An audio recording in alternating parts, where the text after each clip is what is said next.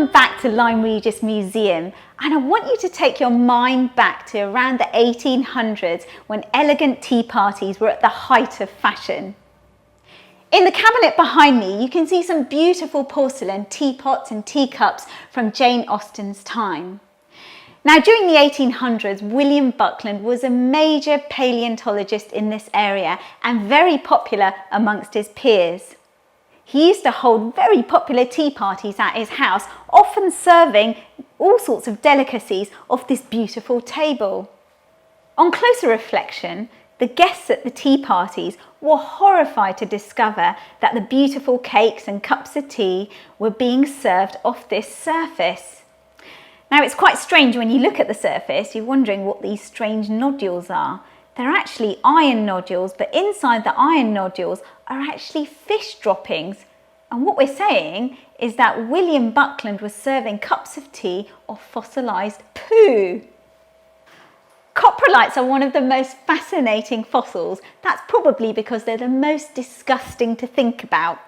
So how do they actually form? Well, this is actually an ichthyosaur coprolite, and the reason why we know this is because these glossy black pieces in the poo itself are actually spines and scales from fossilised fish. When the ichthyosaur hunts and eats different animals and swimming around in those Jurassic seas, it doesn't discriminate between what piece of the animal that it actually eats. In fact, the whole piece of the animal goes down into the gut itself. Now, when the pellet or when the feces comes out the other end, it's made up of all of those hard body parts that can't be digested. And this is why coprolites, fossilised poo, can survive that extraordinary process of fossilisation. As coprolites go, this is probably one of my favourites from the museum. Inside you can see these black glossy bones, and what they are actually fragments of rib bones from another ichthyosaur.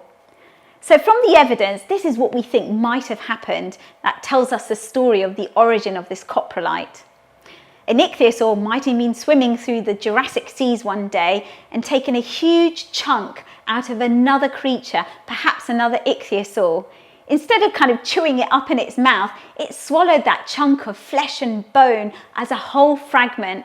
That piece of bone and flesh would have travelled through its body, and out the other end would have popped this beautiful kind of intact piece of ichthyosaur ribs.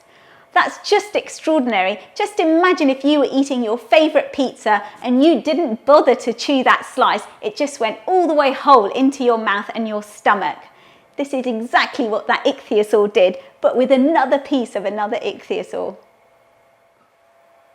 So the next time you're sitting down getting ready to have a cup of tea, just be thankful that you're not drinking at a table that's been inlaid with fossilised poo.